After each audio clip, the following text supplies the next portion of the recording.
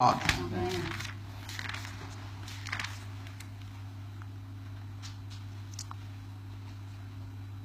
Let us look into the first book of Corinthians chapter 1 and verse 9.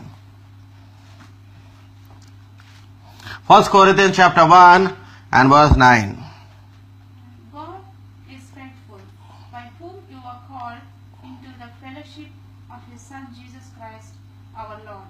Hallelujah! The Bible says that God is faithful, in which you are being called to have fellowship with His Son Jesus Christ. Hallelujah! Amen. Because it's very important to know that we need to have fellowship with God.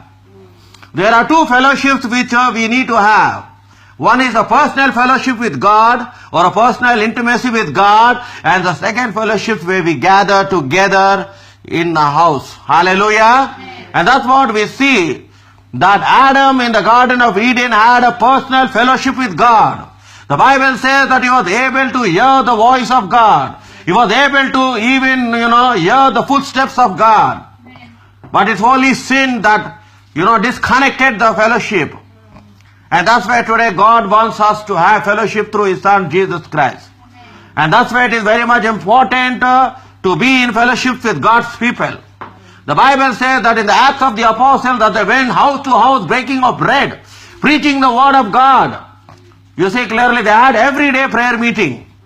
Clearly. And every day, God manifested with signs, wonders and miracles. That's why fellowship is always important in our lives. And that's why God is saying that He is faithful and that you need to have fellowship with His Son Jesus Christ, and that can be done only through the Holy Spirit. Because it's only the Holy Spirit that makes Jesus Christ real. Hallelujah. And that's why the Holy Spirit has been given to each one of us, that we may have communion, that we may have intimacy, and that we may have fellowship through the Son Jesus Christ. Why only through Jesus Christ? Because the Bible says that all power in heaven and earth and under the earth and all authority has been given to Jesus. That's why whenever we mention the name of Jesus, we can see healing, we can see miracle, we can see breakthrough, because God has given us the power to declare and to declare in the mighty name of our Lord Jesus Christ. Now why fellowship is very much important? Because when we come into fellowship, we are here to strengthen one another. Amen. Hallelujah. Because not everyone are strong and not everyone are weaker. And that's what the apostles did, that wherever they went, they were together in one accord, in unity. Hallelujah. That's why there was power in their ministry. But today we do not see that power operating, because there is no more unity in the Spirit. Hallelujah. That's why Psalm 133 verse 1, it says, Brethren, dwell in unity. It is like the anointing oil that is flowing from the beard of Aaron to the hem of the garment. Hallelujah. And that's where the devil doesn't want the church to be united. That's where the devil does not want us to be in one accord. Because when we are in one accord, there is power to destroy the work of the devil. Hallelujah. And that's why Jesus Christ has chosen each one of us today. And that's why we see in the Bible that He has chosen the 12 disciples. He has also chosen the 70 other disciples which He sent 2 by 2. Hallelujah. And that's why it is very much important, my brother, my sister, because we are in the end of days and fellowship with God is very much important. Having intimacy with God is very much important. That's why even Jesus Christ, the Bible says that He had intimacy with His Father. The Bible says in Mark chapter 1 verse 35 that early before dawn He went to a solitary place and He prayed. The Bible says in Luke chapter 6 verse 12 that whole night He spent in prayer. The Bible says clearly in the book of Matthew chapter 14 verse 23 that at evening time He sent away the disciples and He went to the mountain to pray. Every moment of the life of Jesus Christ we see that He had a personal fellowship and personal intimacy with His Father. You see clearly. And that's why, because of having intimacy with God, when we came down off the mountain, wherever He went, great signs, wonders and miracles took place. Hallelujah. And that is very much important, my brother, my sister. That's why today we are gathered, because the Bible says, where 2 or 3 are gathered in my name, I am there. And we are more than 2 or 3 gathered together in this house into fellowship. Because fellowship first started from the house. Hallelujah. That's why in the book of Philippians it says, greet the church that is in your house. After that, that's where we see that the church started to bring cathedrals. And that's how we started to see buildings. And that's where Every Sunday we go and we worship. But where did the fellowship first start? The fellowship first started in houses like this, my brother and sister. They were in one accord. They had everything in common. They did not look high of themselves. You see, the Bible clearly says there was so much unity in them that even, they gave away their property. They gave away the land. And the Bible says that they came and they laid it at the feet of the apostles. That much of unity. Because they did not love anything else. They did not love anything of this world. That's why in the first letter of John chapter 2 verse 15 to 17 he says that, oh, anyone who loves the world, but the love of the Father is not in them. My brother, my sister, that's why we need to love God. And the Bible says if you love God, you will obey His commandments. Hallelujah. And you will do exactly what He says. That's why today we are gathered once again together as a family in having fellowship. Hallelujah. The fellowship, and that's what God wants each one of us, to have a personal relationship with Him. Hallelujah. And that's how the church is there, to strengthen one another in times of need. That's what we need to demonstrate. We need to demonstrate the love of God. Because many people speak about the love of Christ, but in action there is nothing. God is not interested. That's why Jesus Christ not only preached the word of God, but He demonstrated in action. That's why the Bible says that when the 4,000 followed Jesus Christ 3 days without food, He demonstrated them with the word of God, and also He has fed them. The Bible clearly says because He was concerned of their personal needs. And that's what the church is there. My brother, my sister, that we need to be concerned over our brother. We need to be concerned over our brother's keeper. You see clearly. And that's why we remember in the Garden of Eden, what did God ask Cain? Where is your brother? And what he said? Am I my brother's keeper? Am I here to look after my brother? You see clearly. Why? Because of jealousy, because of hatred. What he did? He murdered his brother. You see? He said, the blood of your brother is crying out to me.